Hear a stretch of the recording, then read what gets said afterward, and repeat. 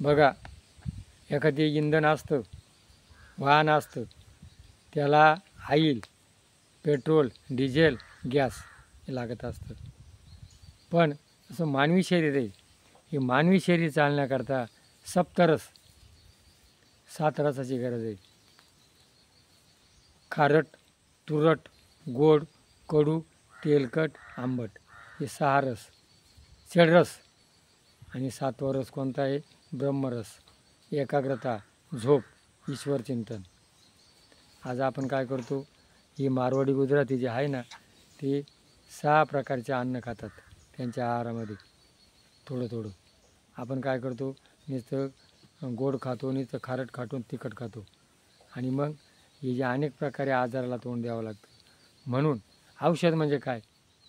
औषध म्हणजे भगवंतानी ज्या वेळेला ही सृष्टी तयार केली, 18,000 20,000 2,000 नामशेष झाल्या, तर त्याच्यापैकी किती? 18,000. त्याचं रस किती? 6. खारट, तुरट, गोड, कडू, तेलकट, आंबट, तिखट. आणि मग ते रस जर कमी पडले, मग त्याचं नाव काय? औषध. औषध कसे असतात? याच प्रकारे असतात आणि त्या शरीराची उणीव भरून काढतात. आणि मग जरी त्याचं कार्य काय? 4. रेचक, स्तंभक, दाहक आणि उष्ण. आता वात, पित्त, कफ. जर एखाद्याला संडास साफ होत नाही, एखादी जखम आहे ती फुटत नाही, बाई बाळंतीण होत नाही, त्याला काय द्यायला पाहिजे? रेचक. आणि एखाद्याला जर समजा भूक लागत नाही, त्याला काय द्यायला पाहिजे? उष्ण. एखाद्याला जास्त जुलाब होतात, अंगावर जाणे, जुलाब होणे, त्याला काय? स्तंभक. आणि एखाद्याला त्याचे स्नायू कोरडे पडले आणि त्याला वंगण कमी पडलं, त्याला काय? ते तेलकट.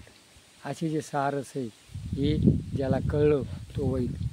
आज काय झालं, कोणी काही औषध देतं, त्याची पारख नाही, आणि मग त्याची काय त्याला तकलीफ होती.